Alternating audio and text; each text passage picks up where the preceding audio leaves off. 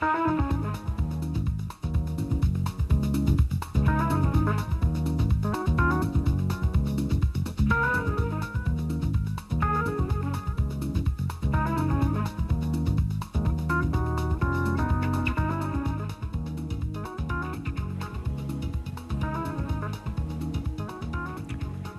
welcome to Community Connection. I'm your host, Gloria Enloe. The goal of this program is to let people in Jefferson City know what's happening in their capital city. I sometimes hear people say there's never anything going on in Jefferson City, and we actually have quite a bit to offer. You just have to know where to look to find it. And one of the best things about Jefferson City is its theater district. We have several theaters in town, and they are always doing something. There's always a performance you can go and catch. And so today we're going to talk about one such performance. We have a group with us today from Capital City Players. We have Michael Dodson and Sarah Culp. Guys, thanks for coming on the program. Thank you for having us. Yeah, thanks. Well, Michael, you're going to be directing Joseph and the Amazing Technicolor Dream Coat. Can you give us a little bit of background information on the show? Sure. Joseph and the Amazing Technicolor Dream Coat is a story that's taken directly out of the Bible. It's the story of Joseph and his 11 brothers and his father Jacob, who gave him a many-colored coat, and the story of how Joseph was put into slavery and then rose in Egypt, and then his brothers came and found him there in Egypt, and it's the story of his dream and how his dreams came true. Now, the show, obviously, it's taken from the Bible. It's got to be kind of a show that has a lot to offer everyone, really family-friendly. It's a very family-friendly show. There are children that are in the show from start to finish. The basis of the story that we are telling is that it is a mix-up of The Night at the Museum meets Aida with a little bit of Joseph thrown in. Sarah, who plays the narrator, is portrayed as the curator at the museum, and she starts to tell the story to the children, and as she does, the story comes to life at the museum in the children's imagination, and so the children are immersed in the story, and Sarah brings the characters to life. That is really neat, and that's kind of cool to put a little bit of a different twist on it, because it's been done so many times in so many different ways that's a really cool idea, and I think the kids will really love that. Yeah. Now, Sarah, as a narrator, you get to kind of explain the story to the kids. Are there some basic themes or lessons that the show tries to impart to children or to the audience in general? Well, the show kind of opens with Joseph kind of has the song, which is probably one of the most famous songs from the show, Any Dream Will Do. So, I mean, it kind of follows that along, like following your dreams, and that just sort of like good conquers evil and everything turns out all right in the end, because Joseph kind of has a bumpy road along the way. But so I mean, I'd say that's probably the main theme that runs through it. But like you said, it is something that I think children can connect to, but it is such a fun show. It's really high energy, and even though it's from the Bible, it's anything but dry. Not that the Bible's dry, but yeah, there's just lots of fun moments in it that kind of go with that theme too.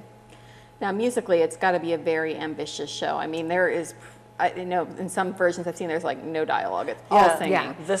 The show is an operetta. There is no dialogue at all. It goes seamlessly from one song straight into the next, and that's the most ambitious part about this, is that it's always singing, a lot of dancing, and it's just a really high energy show. Yeah, it's from start to finish.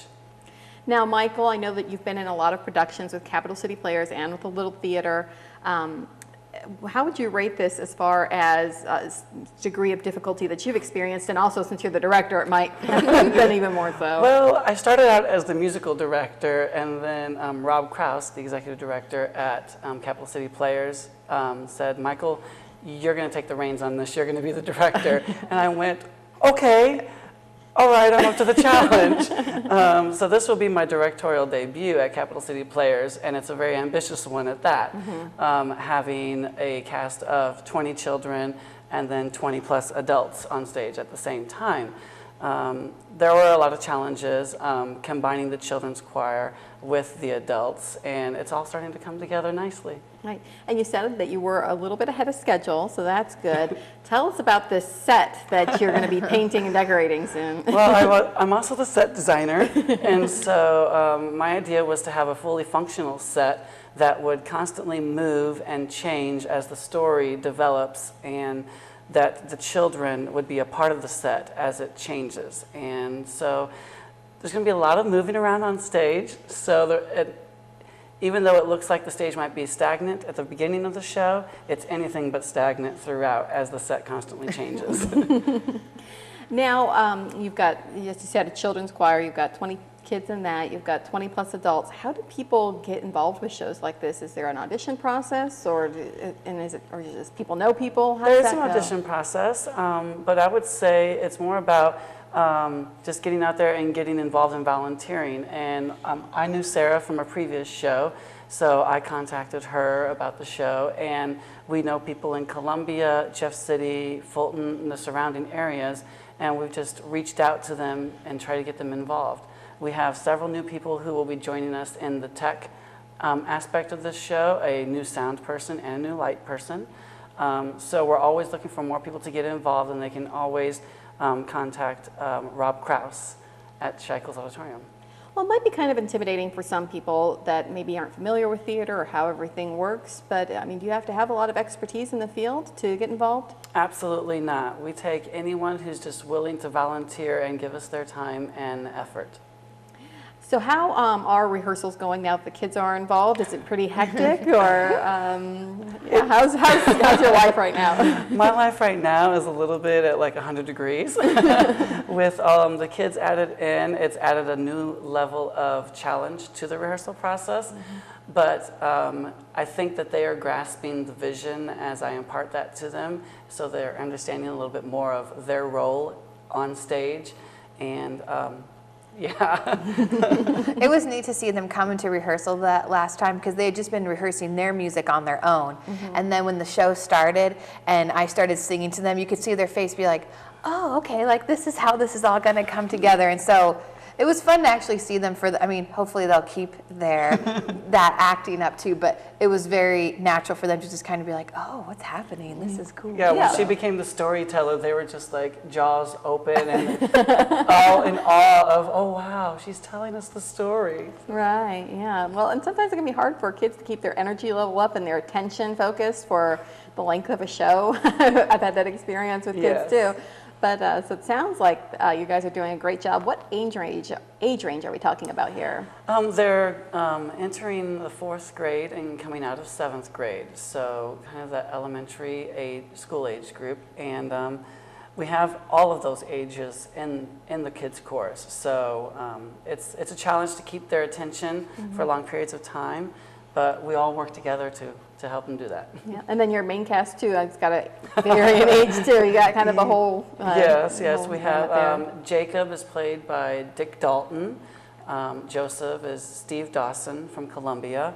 Our Pharaoh is being played by Chris Kenson. And we have a cast of Egyptian slaves and wives and the 11 brothers. So we have a wide variety of age groups there. Oh, it sounds like it. Well, it sounds like it's going to be a great time. Tell us a little bit of information about the show, when you're going to be putting it on, and how people can get tickets to go. The show is coming up in June. It is June the 13th, 14th, and 15th.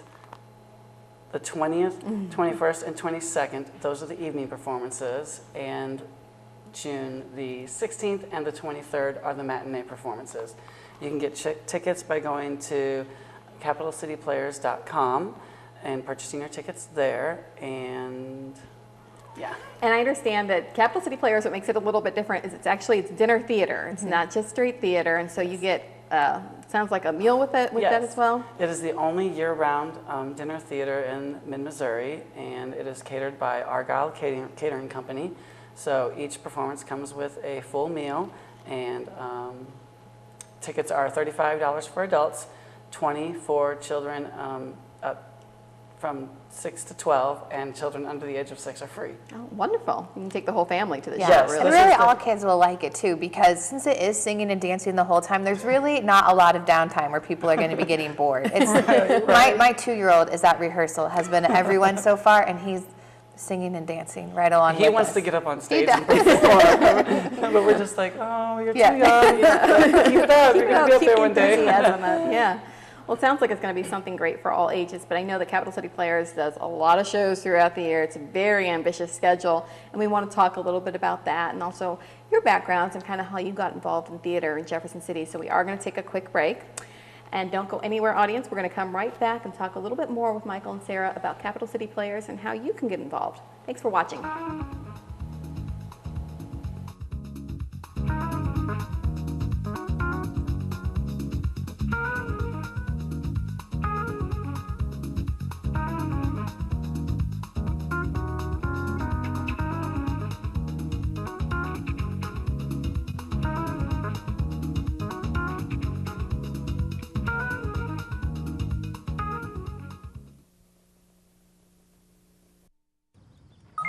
G-Morning, sunshine. Wakey, wakey. Text me. Are your parents home later? We can hang. LUV, love you. JK. Holla back. Holla back. Holla back. Are you with your friends? That's lame. We're in a huge fight right now. XO. What'd you dream about? Something I did? Are you on your way to the mall? I'm lonely. Nude pics. Send me some. Text me.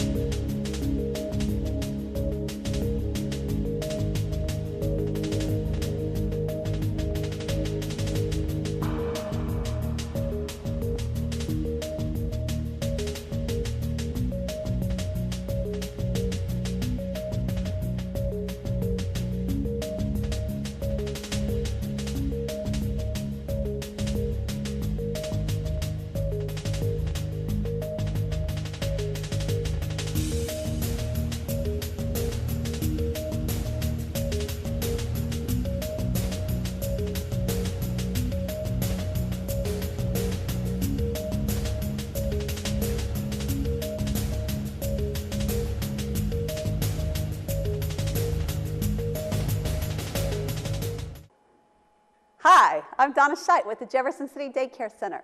The Jefferson City Daycare Center is a licensed daycare with an accredited early childhood education program. We care for up to 99 children ages birth to 8, primarily from low and middle income families. Our philosophy is that each child is entitled to safe, clean, and attractive surroundings and an educational program which will foster a deep sense of his or her self-worth. Our job is to provide a quality infant, toddler, and preschool program that will prepare your child for a successful entry into kindergarten. The Jefferson City Daycare Center, providing quality early childhood education services in a caring environment. We're proud to be a United Way partner agency. Find us online at www.jcdcc.org and like us on Facebook. Hi, I'm Jessica Ash Schulte with Dreams to Reality. Dreams to Reality is a not-for-profit agency in Jefferson City serving women across mid-Missouri. Our mission is to help low-income women meet their employment goals and build self-confidence by providing appropriate interview and business apparel, motivation, and follow-up support. We serve clients referred to us by many local agencies, and all services are free of charge. Not only do we provide appropriate interview and work attire for women seeking and retaining employment, but we also provide a more comprehensive personal image consultation to ensure clients are ready and confident as they strive to meet their employment goals.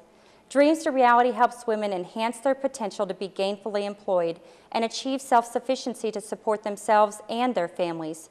For more information about our services or to see how you can support our mission, visit our website or like us on Facebook. Dreams to Reality is proud to be a United Way partner agency.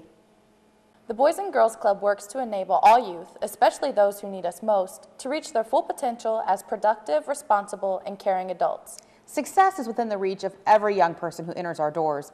We work with youth to ensure they achieve academic success, develop good character and citizenship, and have a healthy lifestyle. Boys and Girls Club of the Capital City. While some doors just open, our doors transform. Great futures start here.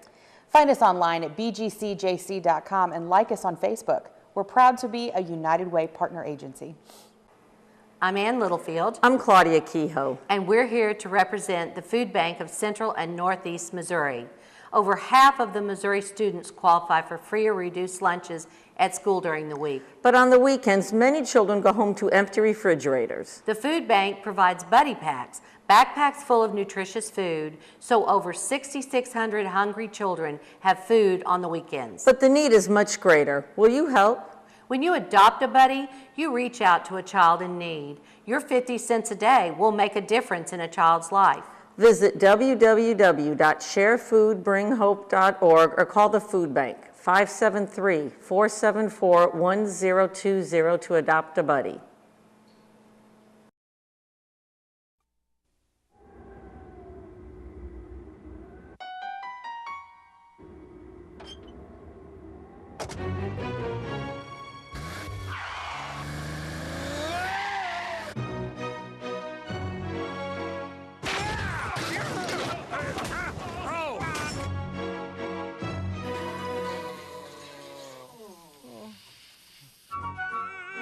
Don't be a dummy. Buckle your safety belt.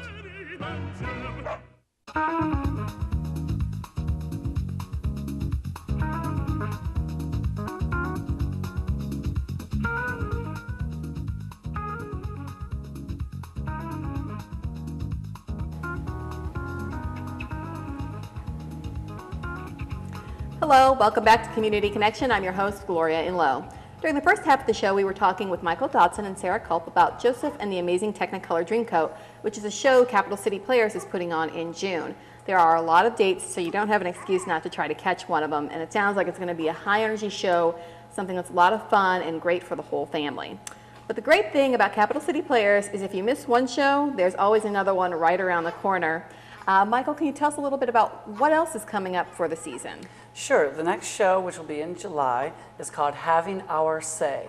It's the true story of the Delaney sisters, who were two African-American women who lived to be over 100 years old.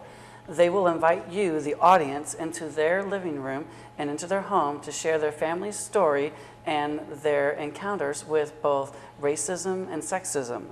It's based on a true story, and it's a movie that starred Diana Carroll and Ruby Dee, and this true story is funny and heartwarming. It is directed by Kathleen Lavery, And the show dates for the evenings in July are the 12th, 13th, 18th, 19th, and 20th. And the matinee performances are July the 14th and the 21st. Following that, we will have Young Frankenstein the Musical by Mel Brooks. In this musical, the classic Mel Brooks characters from the movie will come to life on stage. It is a Missouri theater premiere full of laugh-out-loud fun, and it is a parody of the horror film genre, if you're familiar with the film. It is directed by Rob Krause, musically directed by myself, and choreographed by Luann Madsen. The evening performances are August 8th, 9th, 10th, 15th, 16th, and 17th, and the matinee performances are August 11th and 18th. Well, you're the musical director for Young Frankenstein, so just be careful you don't get corralled into being the director once again. I'm not going to be the director of that one, I promise you that.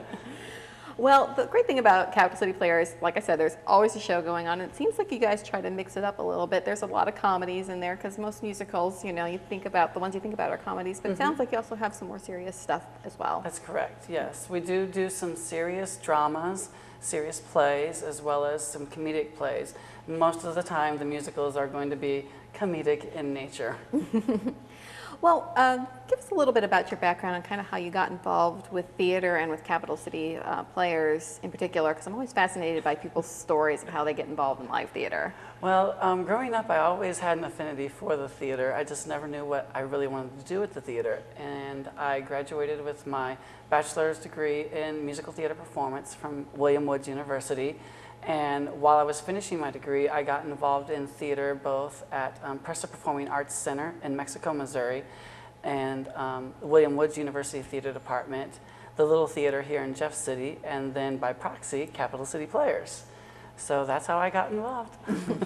Well, Sarah, give us a little bit about your background and kind of how you came to be involved with Capital City Players. Well, I'm actually new to Missouri, and I moved here from Chicago with my husband and my son, and then recently I had a daughter. And so we moved here last August, and I studied music in school, and then I taught 5th grade in Chicago for about 4 years, and did choir and musicals with them there, and taught voice and piano. And so then we moved here, I just, you know, was looking to get involved in theater. I've just always loved it and always loved doing community theater. And so, yeah, I kind of found my way to, just like doing some internet research, found my way to Capital City, which is probably a good, you know, thing if people are wanting to know how to get involved. I was actually really pleasantly surprised how easy it was to just kind of contact Rob Krause, who is over, you know, the Capital City Players altogether, and he was just really friendly. And so I did a show at Christmas with them, and then when they did Joseph, I've always wanted to be the narrator in Joseph, so I thought, oh, I have to audition and see if that will work out. So, which is why, yeah, as I said earlier, I'm toting my 2-year-old son and my 6-week-old daughter to rehearsals. So, but I really want to do this part. So I'm happy it's all working out. My husband's in the show too. He's a brother, so it's a family affair for us. Yeah, I was going to say, it runs through your family. Your kids really are getting ready for the stage. Well, that sounds great. I'm glad to hear that you're new to Missouri and that it was so easy to get involved, because like I said before, I think a lot of people are intimidated, think they have to be the best singers and the best actors and have all this experience, and it sounds like you guys just welcome everyone and anyone. We take every level of experience. The biggest thing is just be a volunteer and be ready to work. Well, and if people maybe don't feel like being on stage or like to kind of work behind the scenes, I understand you guys have positions that are available in those areas as well. Yes, we always have the technical positions that we are looking for people to help with both sounds, lights, even building the set, painting the set. If that's your thing, you're more creative with your hands and creating something for the stage, we take that as well. Well, it sounds wonderful. One of the things that I find surprising in Jefferson City, because it's not a huge city, but we do have so many theaters. We have Capital City Players, we have the Little Theater, we have Stained Glass Theater. The high school always does several numbers. Lincoln University does things too. Scene One. Scene One. Are you surprised by that kind of level of activity in Jefferson City? No, I think the more activity that there is, it's better. I mean, it allows for people to be involved in so many different things. If one particular theater is doing something that you might not be interested in, there's probably going to be something at another theater in the area that you can be involved in. Do you think that a lot of times there's a little bit of crossover where if people are involved with one theater, they're naturally going to be attracted to doing shows at other places as well, and you all kind of get to know each other pretty well? It happens quite often. We all know each other from the different theaters, and we cross paths going and coming. Well, if someone is interested in becoming involved but maybe don't know what their first step should be, what would you recommend, Michael? I would say go onto the website at capitalcityplayers.com. There you can find all the contact information for Rob Krause and contact the theater. That way you know what's coming up in the season.